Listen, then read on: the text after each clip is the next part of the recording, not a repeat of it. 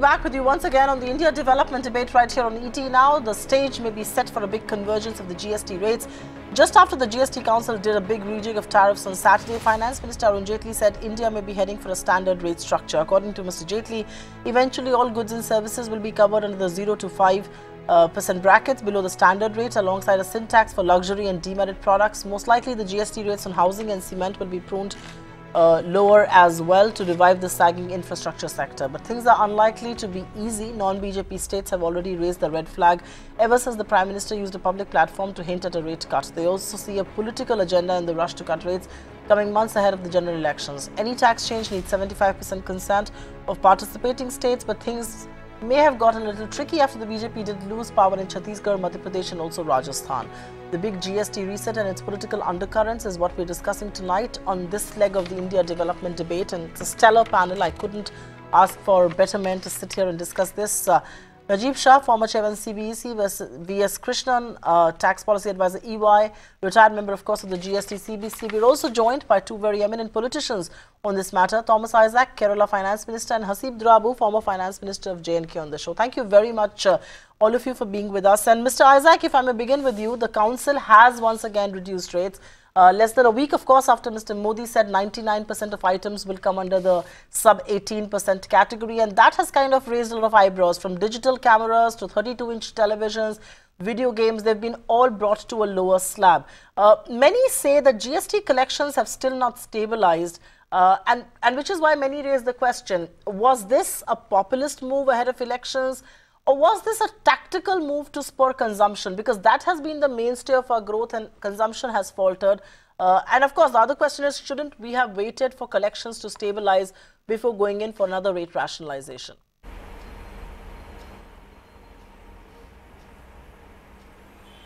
Well, the rate structure that came into being was a result of many years of deliberations and discussions, and it's a compromise that was reached. Now what is happening is, very ad hoc decisions are being taken on the rates. For example, 2 councils back, whole rates of types of rates were slashed down. Agenda was not distributed in advance. Unfortunately, I wasn't there in that council. Each one was saying that should be reduced, this should be reduced, and it was just give and take. People were reducing the rates. This is not the way rate structure should be decided. Then all of a sudden you come to say that 99% will go down to 18. That would be the standard rate. Well, there is something called total revenue. Something that I understood from the last council meeting is that Union Finance Minister himself admitted that, for example, we can touch cement and auto parts because the loss of revenue will be too much, and there is no way that can be adjusted now.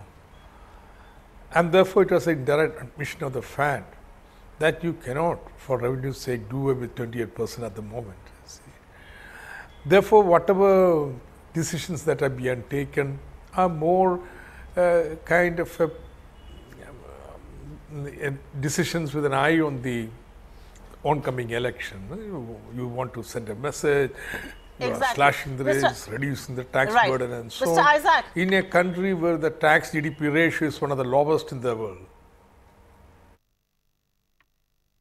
No, absolutely. You know, sir, just give me a minute. I want to get in Mr. Hasib Drabu too. And Mr. Drabu, the monthly run rate until October has fallen way short of the target. Analysts at CLSA said in a note to clients last month that if the trend does continue, we could be seeing a shortfall of nearly 1 lakh crore rupees on GST collections. Which is why one wonders, what was the big temptation of reducing rates at this juncture? And what impact could this really have on the fisc, given that budget making is already underway?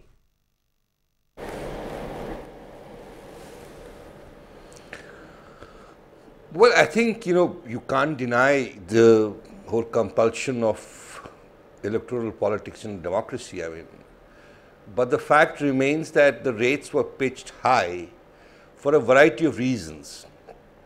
One of them being that you were getting into uncharted waters, and you didn't know how it will pan out in various states. And the entire architecture of GST at that stage was tinkered around a bit to provide for compensation for states. Now, even as the run rate monthly is, it is pretty stable. From what I know, I haven't been keeping track because I'm not in the council anymore, but from newspaper reports that I see that it is quite stable. The fact is that a number of states are doing much better than was expected earlier. And in fact, the producer states, which were supposed to kind of suffer a loss, have not, because of the services component. So the need for compensation, in fact, if you look at the compensation kitty, I don't know, Isaac would know much more because he's on the council still, it is not in a deficit, it is still in a surplus. That should in some ways be a trigger for rationalizing rates. It was in the architecture of GST itself that you will move towards a 3-rate structure. Today you have 9 rates effectively. If you look at bullion, composition and others, and you would look at a merit good rate, a median rate and a sin good rate. Now the sin good rate kind of has been slashed down and you're moving towards median rate structure. So if you look at it directionally, then this is not something that's unexpected. You may now question whether why do you do it in December and why not in July? That's a separate matter. But when you look at it directionally, the intention right from the first meeting of the council has been that you will have more or less a 3-rate structure. I'm not so sure if you can move to a 1-rate structure right now, but at least you will put a lot more of commodities into your 14 or 18, 12 or 18 bucket. Right. And somewhere around that the median rate would remain. So I am not particularly disturbed by the fact of rate rationalization at this point of time. Right. Because directionally this is where you ought to go, maybe 6 months later, maybe 6 months earlier. Absolutely. No, you were absolutely right that the intention was always to get there. Of course, politically, I think the Congress party will turn around and say, we told you so. And I will come back to both you, the politicians on the show, to ask that question. But to Najib Shah, sir, and maybe may I ask you this, the finance minister says we are close to completing the first set of rate rationalization, which is phasing out the 28% slab, except in luxury and sin goods. The Sun, he says, is setting on 28% slab. The big ticket items like motor vehicles parts and cement that are in 28% category will perhaps have an impact of about 33,000 crore rupees. Now, realistically speaking, while everybody is talking about a standard rate and all of that, do you see that convergence happen anytime soon, given the revenue impact that some of these moves will have?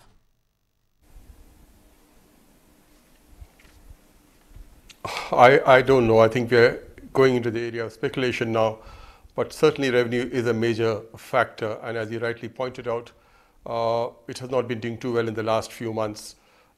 We have never touched that target of 1 lakh plus for most of the months. In fact, in just 2 months, we have been able to touch that. So definitely it's going to be a matter of concern. And I think the government will move very cautiously in reducing the rates on these 2 big ticket items. Because they will necessarily have to not only ensure they get the adequate revenue, but also take care of compensation, because the burden will be entirely on the center to ensure that compensation is given to those states which need the money. No, absolutely. Mr. Krishna, I'll come to you. Given the revenue concerns, given the fact that there has to be a complete compensation that has to be done for states that are going to lose revenue, what is your own thinking? I mean, convergence is good. Convergence will also mean that a standard rate and all of that will mean it's going to be a cleaner GST. It's going to be perhaps easier to comply with and all of that. A, do you see that happen? And B, from a revenue point of view, do you believe lowering of rates will perhaps, spur demand and will perhaps take care of revenue foregone in terms of demand that's going to come up? Could that be the thinking? Supriya, the original sin was to fix the target of GST growth so high, which was totally unachievable, and then after fixing it to say that revenues are not doing well. In fact, the GST revenues, as the former chief economic advisor pointed out, you have to compare the growth of GST revenue with the nominal GDP. You can't fix a very high target and say revenues are not doing well. In fact, if you look at the buoyancy rates of GST revenues, for 10% rise in GDP, actually revenues are growing at 12%. About 1.12 is the buoyancy, which is far higher than what it was for indirect taxes in the pre-GST era, when they were below 1.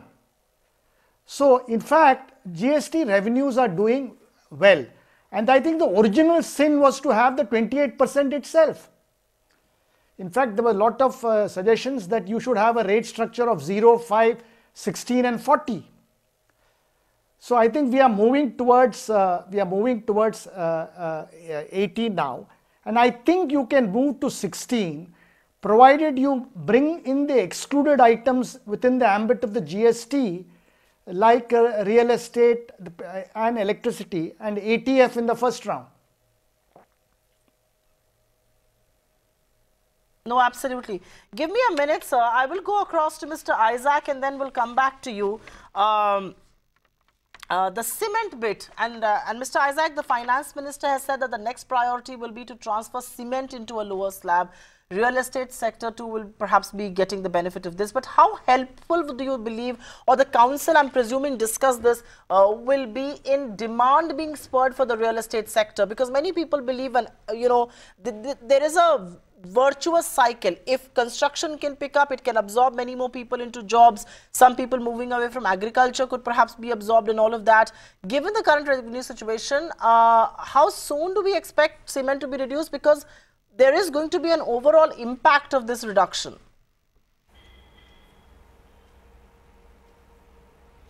Now, before I get into that, there are opinions saying that 28% shouldn't have been there at all.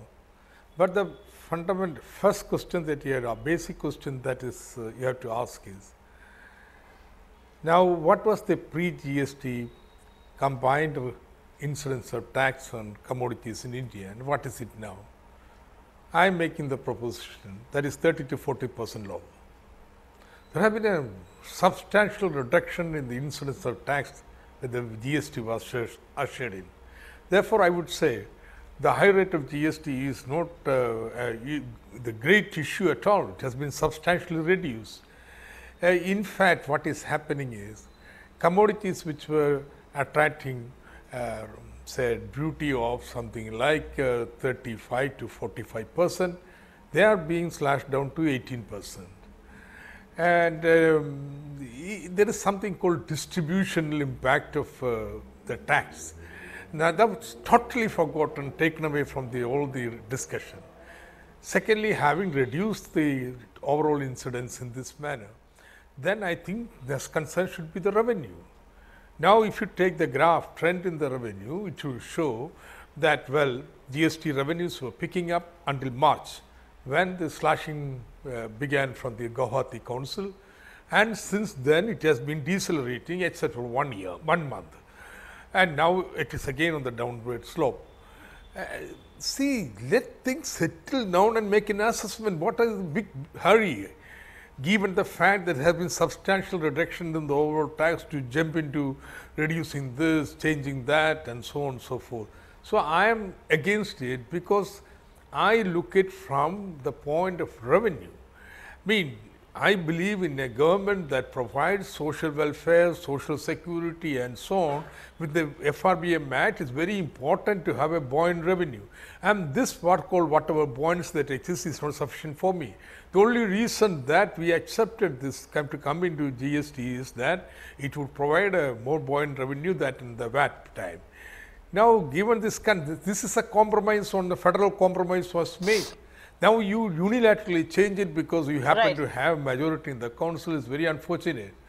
And therefore, I am of opinion, wait for a couple of months, 3 or 4 months, and see what is the result. And regarding to cement, well, the comment in the last council was cement auto parts are too big a revenue issue to be considered now. But reality sector, real estate sector, there was a proposal to go to a composition scheme of 5% without input credit. That was distributed just in the council. How can decisions be made like that? some people, I mean, we have to take it seriously when somebody wants to read the thing, see what would be the revenue impact. It had to be deliberated upon. Not taken for faith on an issue where even the fitment committee has not read. Fair point. Fair point. So that's an important point, that it can't be distributed in the council. It has to be deliberated upon. There has to be some, thought that goes into it. But Mr. Drabu, I'll come to you, the finance minister, when he talks about that, 12 to 18% between, the merging of rates somewhere in between, 15% is perhaps most likely.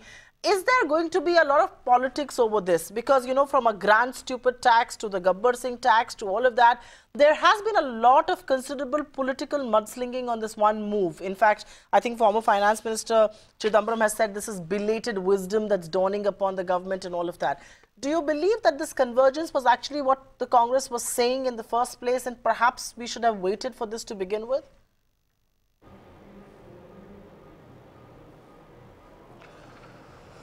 Well, I hope it doesn't happen. We have now done, I think, about 30 odd meetings of the GST Council. I must have participated in about 20 odd of those. Isaac would kind of testify on this, that the general deliberations in the council did not happen on party lines. One of the reasons for that is the GST Council is structured in a manner which is non-political in its essence. Plus, also the fact that in a number of meetings we saw the BJP chief finance ministers opposing certain things which the centre wanted because of the politics of it. I mean, they are facing their own elections at their own levels, and what is good for the state is what they are really concerned about. I just hope that it doesn't kind of move in that direction, because GST Council is a federal, I think it's India's first genuinely federal council, even as the decisions at the moment are mildly skewed in favor of the centre. But with 6 more people of the Congress coming in, you should see a greater discussion on these different points of view. But I honestly don't see this whole thing in terms of that, this is happening suddenly. As I said, the entire issue was that we would move to a rate structure, which is what we are heading towards, give or take a couple of months. Where I think the government is missing the point and focusing only on rate reduction is that 2 very critical things have not been done. One is the reverse charge mechanism, which would then give you a lot more buoyancy and scope, has not been introduced. And also the fact that you are applying GST along with a MRP. Now, MRP is an anachronism of the consumer tax era. How does it sit with this, of the producer tax era? How is it sitting with the GST? I fail to understand. And in fact, in most cases, what you're saying is GST being applied over and above the MRP. Now, this is, you need to abolish MRP and allow GST to function properly. That would kind of be a major reform which would benefit people. The second thing is sectors like tourists. Now, you still haven't done the tourist refund. Nowhere in the world do you have a tourist paying GST. Why are you not looking at some of the big issues that will actually bring in a lot more revenues and streamline GST? Why are you so focused only on the rate structure? Isaac correctly pointed out that the trouble started in the Guwahati meeting. So we need to look beyond the rate rationalization at some of the key issues. Absolutely. But I would flag RCM, I would flag the tourist refund and this one. Okay. No, reverse charge mechanism is something that was perhaps going to be started with and then was backrolled. I agree with you. I think the reason why this gathers a lot of momentum and, this gets perhaps a lot of coverage is because it's populist, and the idea is that, once rates are cut, there is an immediate messaging on that. But Najib Shah, if you can please keep it short. I'm really running low time on this show. I'm borrowing time from the other show. The reality is that reverse charge mechanism was supposed to be there in the GST. It was disbanded because of the many glitches that the GST was facing. Do you believe the time has now come to perhaps look at it, both in terms of compliance and expanding the tax base? Absolutely. I do believe it's time that we look at it, because it is still there in the law. It's just that it has been frozen for the time being. It is essential, and when it was brought into the law, it was only for expanding the tax base and bringing the unregistered into the fold. So I do believe that it is important that RCM is looked at seriously. And I guess all those will follow after the simplification of returns itself is introduced and the GSTN is able to cope up with the requirements of both single return and simplification of the other processes. Very quickly, Mr. Krishnan, I'll quickly get you your take on this. The GOM has been formed to look at why states like Puducherry, Himachal, Uttarakhand, Punjab have not shown improvement in tax collected.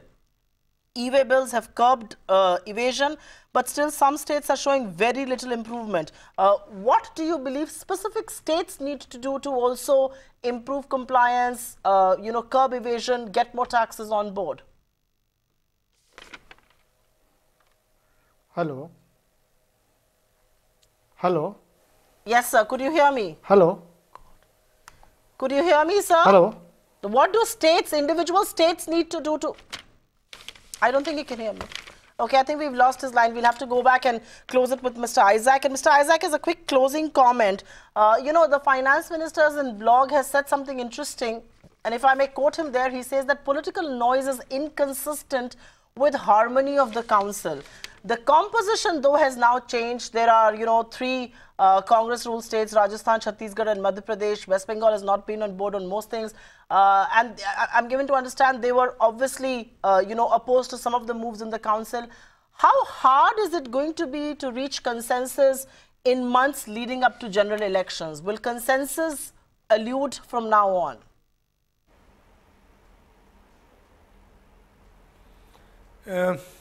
I am very skeptical about it.